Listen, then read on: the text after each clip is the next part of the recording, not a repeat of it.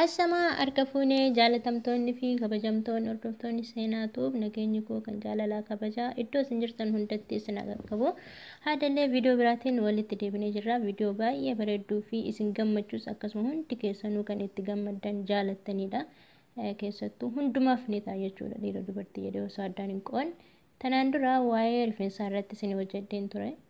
Har'a immoo waa'ee fuulaatiin walitti deebinee jirra. Waa'ee rifeensaa yeroo isin hojjedhu gaafii na gaafattan jechuudha. Baay'inni keessan na gaafattanii urgoon maali, anoveeraan maali jettanii warri na gaafattaniif. Anoveeraa jechuun afaan Oromootiin hargisa jechuudha. Hargisa jechuun ammoo karaarra marga.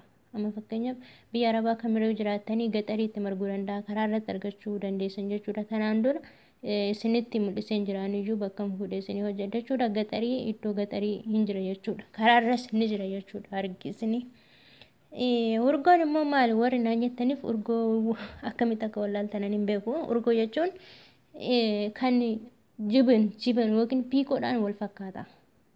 Piikoodhaan wal fakkaata. Kan ruuzitti naqamee nyaatamu sani warri jettanii sini jiru. Isaa miti inni immoo laban jedhama jechuudha.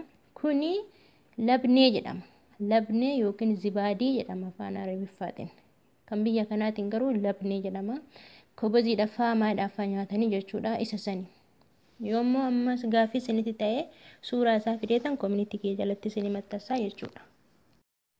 Ishii gara viidiyoo kee har'aatti osoo seennu duraa warroonni chaanaalii kanaaf haarawaa taatan subscribe gochuudhaan gara maatii keenyatti dabalamaa isiniin jenna.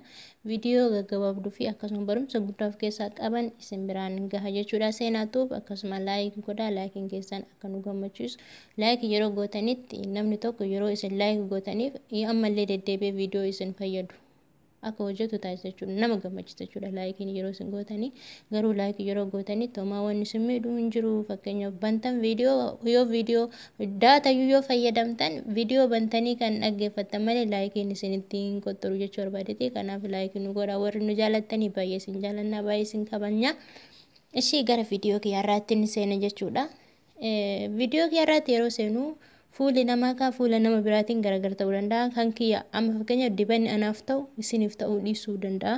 Kan isiniif ta'u anaaf ta'uu dhiisuu danda'a. Ani waa'ee fuulaa irratti dhugaan isin himaa waan akkana kana dibadhaa kun isiniif ta'a hin jedhu. Maaliif fuulli qaama namaa keessa baay'ee haphiidha.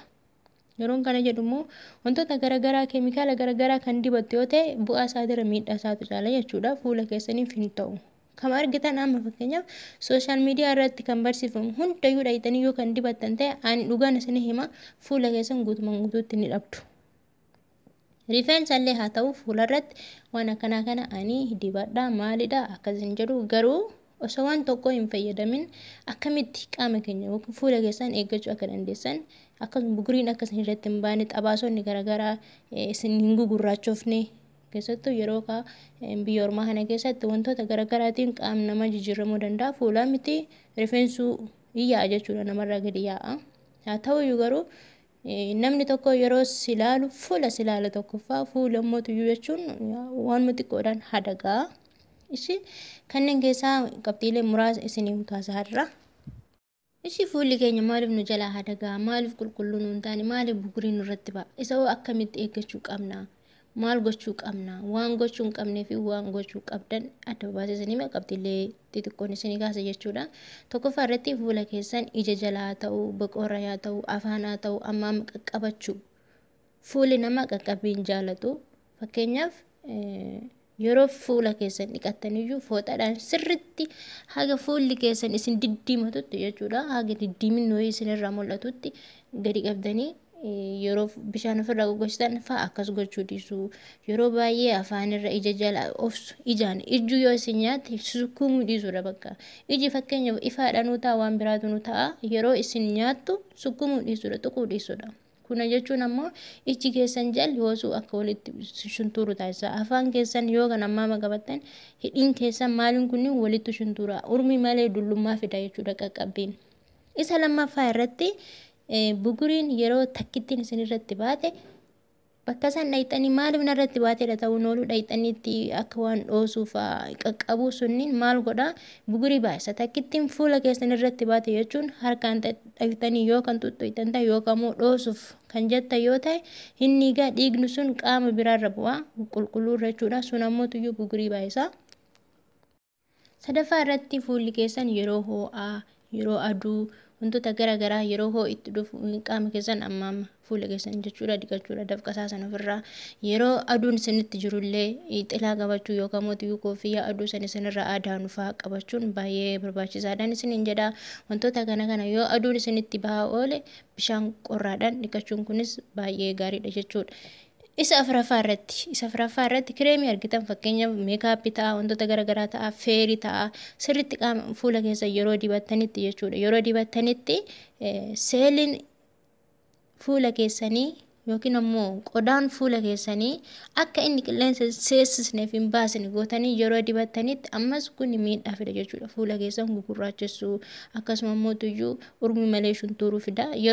Yeroo dibattanitti ammoo tuyyuu haaphistanii erga hin dibanna jettanii haaphistanii dibachuun gaariidha jechuudha. Yeroo guyyaa hoo kana dibattan galgala osoo wanni fee ta'e fuula keessan osoo hin qulqulleessatiin rafuun miidhaa guddaa qaba jechuudha. Isa afuraffaa irratti bishaan gahaa dhuguu dhiisuu. Bishaan gahaa yeroo hin dhugne ta'e fuulli keessaniif bishaan akka gaarii ta'e viidiyoo tanaan duraa irratti illee isin hojjedheen jira. Yoo xiqqaate liitirii tokko haga lamaa yoo dhugdan guyyaa tokko keessatti baay'ee filatamaadha jechuudha. Fuula qofaa miti qaama keessan hundaafuu bishaan baay'ee barbaachisaadha jechuudha. Kanaaf immoo isa shanaffaa irratti wannan isinitti himu wantoota kun gootaniyyuu jechuudha. Fakkeenyaaf akka keekii wantoota mi'aa wantoota garaagaraa chookoleetii kanneen kan nyaattan yoo ta'e fuula keessaniif ammallee dhiibbaa bugurii fa'aa isin irratti baasuu danda'a. Wantoota garaagaraa fuula keessan irratti baasuu danda'a jechuudha. Kun nama hundaaf hin jedhamu. Maaliif wantoota garaagaraa nyaattanii wanta mi'aa nyaattanii fuulli keessan ammoo kan nagaa qabu jira. Kun waltara isiniin jedhee jira waan ta'eef jechuudha. Kanarraan kan hafe sijaaraa dhuguun, caatii garaagaraa nyaachuun akkasumas ispoortii hojjechuu dhabuun kunis ammallee qaama keessan hundarrattuu miidhaa qaba jechuudha. Hanga danda'ameen ispoortii yeroo hojjettan of gammachiisu yoo jedhan of gammachiisuun yaadan baduun kun fuula keessan irratti miidhaa fida. Kanneen akka xalaa minaamina kana isin gurraacha'u isin irratti fidaa jechuudha.